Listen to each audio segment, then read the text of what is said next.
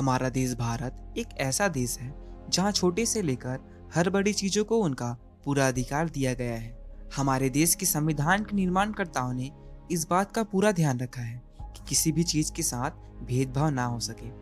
इसी को मद्देनजर रखते हुए उन्होंने हमारे देश को एक अमूल्य संविधान सौंपा है, जो इतने वर्षों बाद भी हमारे देश को अच्छी तरह से संचालित करने में काफी सक्षम है, क्योंकि निर्माणकर्ताओं ने बड़ी दूरदर्शी के साथ इसका निर्माण किया था।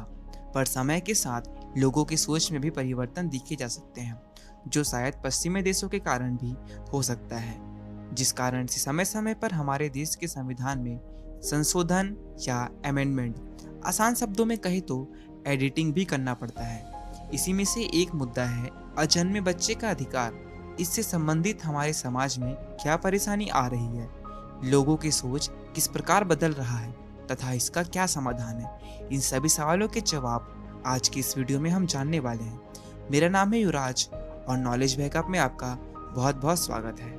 यह नॉलेज बैकअप द्वारा बनाए गए सोशल इशू का सीरीज है, जिसके अंदर इस तरह का वीडियोस आपके लिए अवेलेबल है। हमारे पूर्व केंद्रीय महिला एवं बाल विकास मंत्री मेनका गांधी ने कहा है कि गर्भवती महिला को इस बात की जानकारी दे देनी चाहिए कि उसके कोख में पल रहे संतान का लिंग क्या है। चूंकि पीसीएनडीटी कानून का उल्लंघन कर माता पिता को उनके अजन्मे शिशु के लिंग के संबंध में जानकारी देने वाले प्रत्येक अल्ट्रासाउंड तकनीशियन को पकड़ने की जद्दोजहद वास्तव में संभव नहीं हो सकती है। ऐसे में क्यों ना संबंधित रणनीति को ही बदल दिया जाए।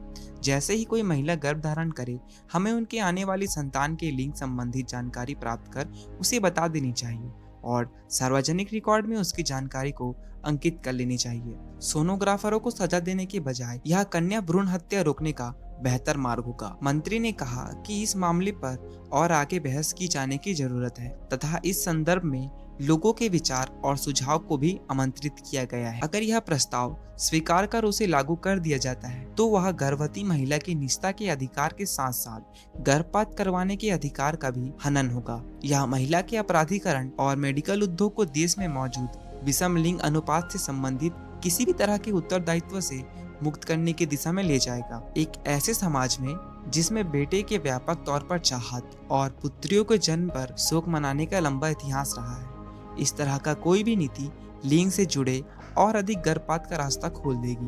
महिला भ्रूण पहचान उद्योग को मजबूती प्रदान करेगी और लिंग अनुपात में और अधिक गिरावट सुनिश्चित करेगी। लिंग निर्धारण को अनिवार्य करना और सभी गर्भधारकों को निगरानी का विषय बनाना संविधान 19 के अनुच्छेद का उल्लंघन होगा, जहां से हमें निजता का अधिकार हासिल हुआ है और किसी भी महिला को यह हक दिया गया है कि वह इस बात को तय करे कि उसे गर्भवती बनना है या नहीं, अथवा अपने गर्भ को कायम रखना है या फिर नहीं।